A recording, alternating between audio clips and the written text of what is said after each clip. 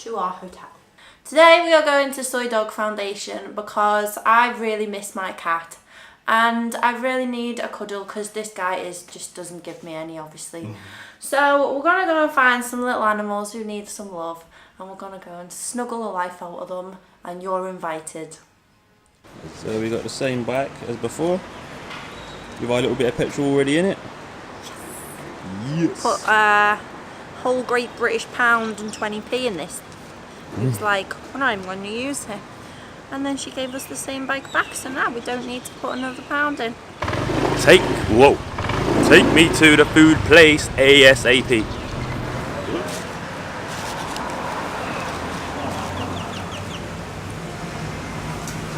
How much did it come to?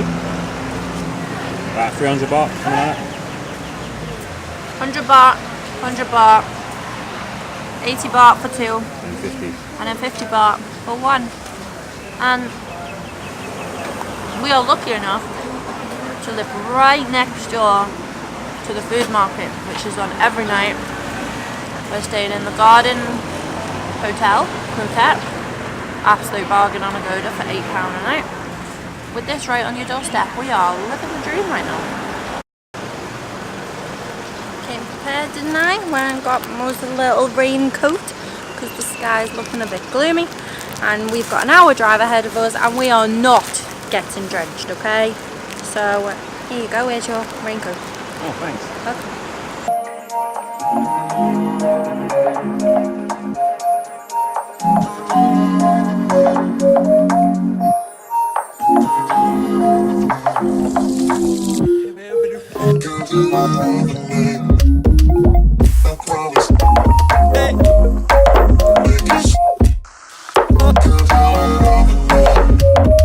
And the flattest bum award goes to me. That was a long drive. It was like an hour and 20 minutes or something, and it was like highway and motorway, and it's a really nice drive because it's actually really humid today, so as soon as you stopped you were like, oh my god, I'm sweating. But right now we are here, we are hot and thirsty, and we can hear all the little mutts. So let's go and see if we're allowed in, shall we? Because if we're not, I'm not gonna be a happy girl. So we got here and it was in a little bit of madness because there's just something, I don't know what it is, but something going on today, and everyone's got Soy Dog t-shirts on, and everyone's like walking around and got buckets in their hands and all the rest of it. And a lady came over and I thought, this foundation is definitely run by a Western person. I just knew it as soon as I arrived. And I was right, and she came over and introduced herself and gave me a form to fill in. So you got to do this when you get here. The total number of sterilizations from 2016 was 34,261. They also adopt all of their animals worldwide, and the total number of dogs that were adopted last year in 2016 was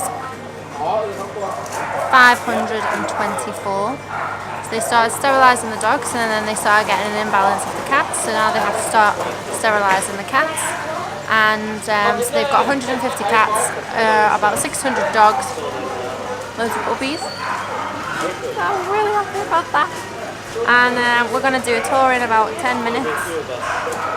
There's tours a few times a day. They do them at 9:30, 11, 1:30 and then 2:30, and it's open until 5 o'clock. So you should definitely get yourself down here because I am excited to go already.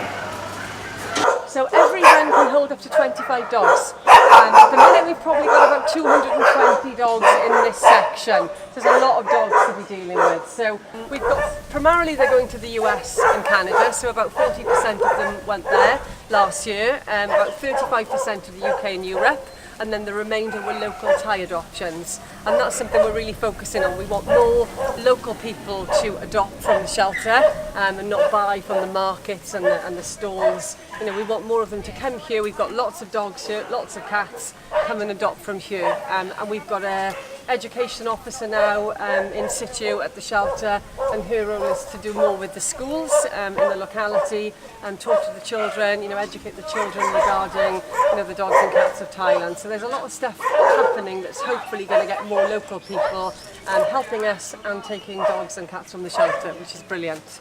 But in terms of the story behind them, so these dogs would have come from a shelter in the north of Thailand called Buriram.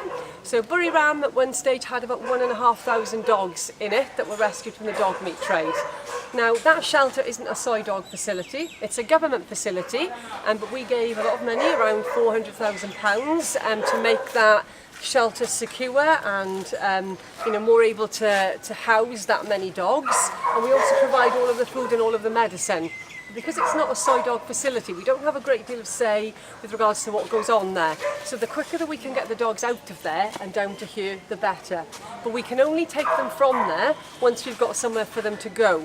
So they have to have already found somewhere to go to before we take them out of there. So They've already got to be adopted before you bring them. Yes. So the 60 of them that are coming on Friday have already got someplace to go. Now what's interesting about where they're going is that the majority of them, pretty much all of them, are going to shelters and rescues in the US and Canada. And the reason that we do that is because those shelters and rescues that we've got partnerships with are very efficient, very good at getting those dogs new homes almost immediately they set foot on foreign soil. Whether that be through the media campaigns that they run, they have open days, they do all sorts of things, and they're very good at getting these dog meat trade dog homes very, very quickly. It means for us that we can get maybe a dozen of these dogs out at once, all going to one shelter. We make room for the rest of them, and the quicker that we can get them out of Buriram and down to us and onto new homes, the better. Back in 2011, there were an estimated 500,000 dogs caught up in the dog meat trade in Thailand, and they would have been smuggled to China, to Vietnam. Some of them would have been kept within Thailand and consumed locally, or made their skin made into leather goods, meat jerky, that kind of thing. Due to the work that Soy Dog have done in conjunction with other organisations, in particular John Daly, one of the co-founders, an animal welfare law was passed at the end of December 2014, making it now illegal to eat dog meat. And now, if you are found guilty of cruelty or any involvement in the dog meat trade, anything like that, then you can go to jail or face a fine. So there are now laws in place, which is brilliant. And when we talk 500,000 back in 2011, we're now best guessing that there are about 5,000 dogs caught up in every year. So a significant reduction, which is amazing. And if you've seen anything on social media, you'll know that those dogs have a pretty unpleasant death, to say the least.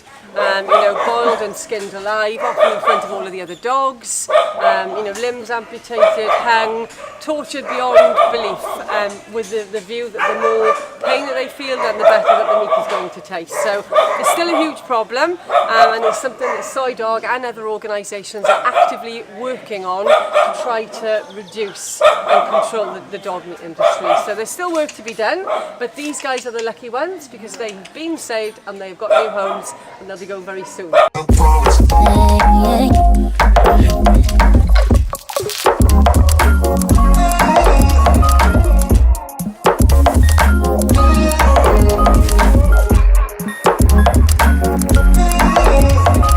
If they come in and say, we can't afford to take it to the vet and the dog's really sick, of course we're going to treat it. But we are here primarily for the street dogs and cats. That's what we're about. There are a lot of vets around, and they are the ones that will be taking care of people and their pets.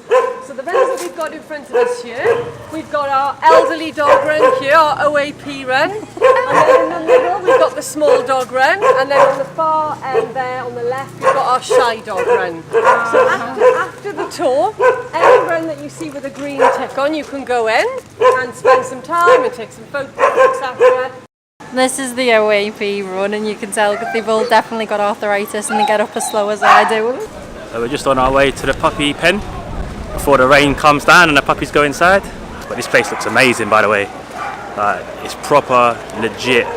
They do so many good things. I didn't manage to get all of it on camera, but we'll be able to tell you exactly what we got told later on when we get back.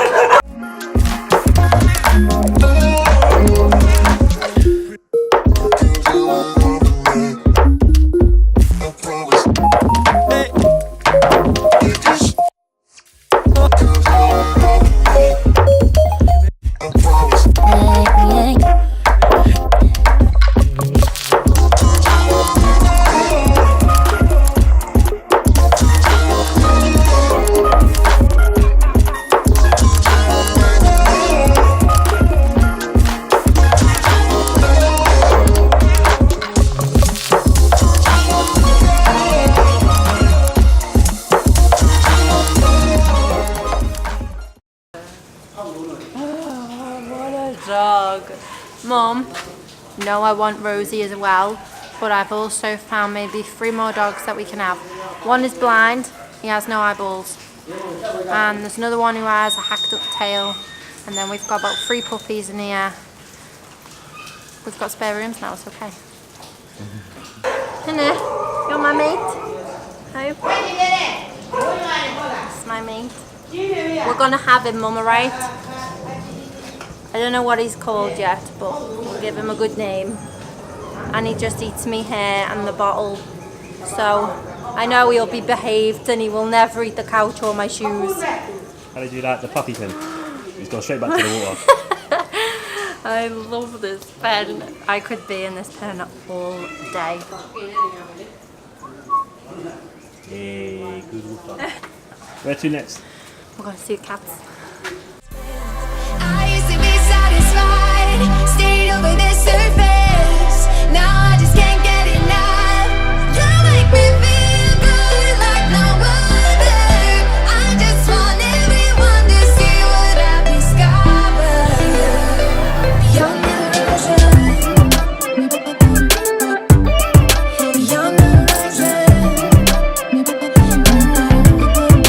Let me tell you what I found. Leaving everything behind, knowing there is more in life than I would.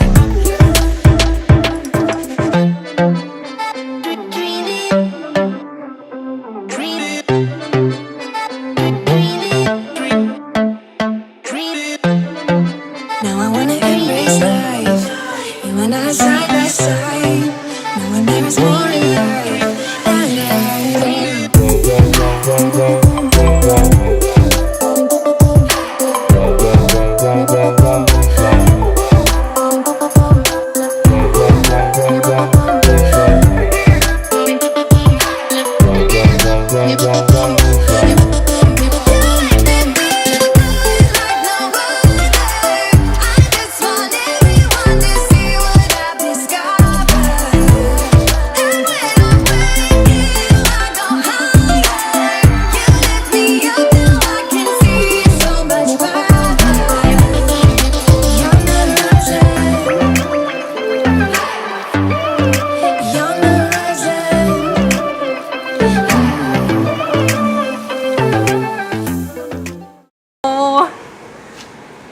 When I'm old, I'm going to have one of these places and I'm just going to live in it with them all. My cattery has got loads of little cats with 3 legs and 1 eye and old and OAPs, and then there's kittens, and they just all love to hate each other and they're fighting and hissing. You've got to break it up. I'm telling you right now, if you come here, you're going to have an absolutely great time, because I am not leaving unless they kick me out. So this place is just like a free roaming kind of sanctuary place where you can just walk around and go in and out of different pens when you want, and there's no one following you or guiding you around. Once you do the tour, you're then free to go in wherever you want pretty much, which is a real nice feel to it. So you can just take your time, see what you want to see first, and it's just amazing. I love this place.